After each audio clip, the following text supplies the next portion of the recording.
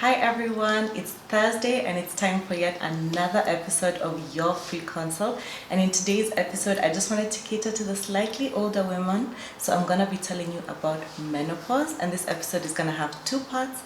The first part is going to be about what menopause is, what's happening in your body, and how it's going to feel like. And the second episode is going to be about what kind of test your OBGYN is going to send you for and how to manage some of the symptoms of menopause. I really hope you're going to enjoy this episode. Stay tuned.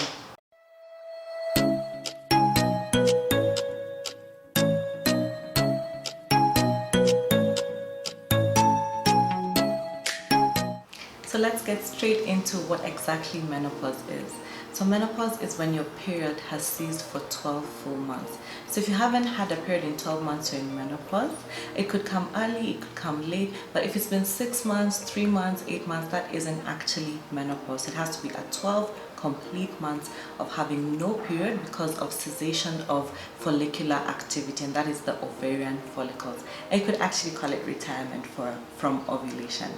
So what determines menopause? What makes you go into menopause? Is it the age at which you start your period or the time you have your first baby? Actually, what determines menopause is your genetics. So possibly if your mother or your aunt went into menopause early, there's a high likelihood that you will go into menopause early as well. So there's a genetic determination.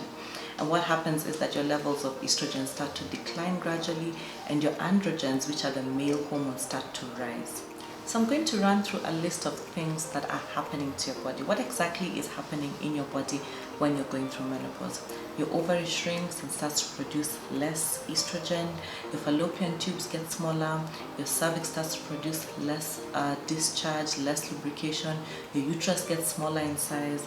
The vagina loses its ribbedness. It gets shorter. It becomes less lubricated. The vulva loses some of its fat and becomes more flat. The skin around that area gets more saggy. The opening of the vagina or the introitus actually gets much smaller. The pelvic floor muscles get much weaker. Your urethra, your bladder get weaker, which is one of the reasons why women tend to have a lot of urinary incontinence during menopause. The breast tissue gets much less. Your bone mass and your bone density gets less, and you get osteoporosis and osteopenia respectively. And this can lead to fractures. And of course, with less estrogen, there's an increased risk of cardiovascular accidents like heart attacks and strokes. So how exactly is it going to feel when you start to approach menopause or when you're actually in menopause?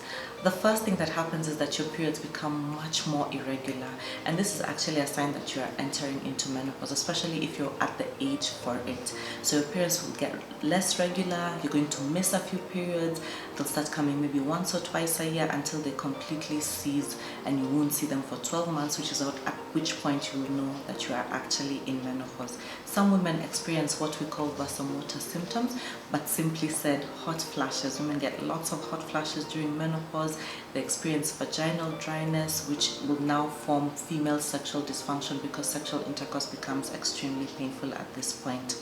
Some women get what we call genitourinary syndrome of menopause, where they get frequent urination, stress urinary incontinence, and pelvic pain, all associated with how the urinary system relates to the reproductive system in menopause. Some women become hypertensive or diabetic because their cardiovascular risk is increased. Some women will get strokes because estrogen really does protect our hearts and our blood vessels. Some women get, as I mentioned before, osteoporosis and osteopenia because estrogen does protect our bones, and so older women are much more likely to get fractures than women who are much younger, who have good estrogen production.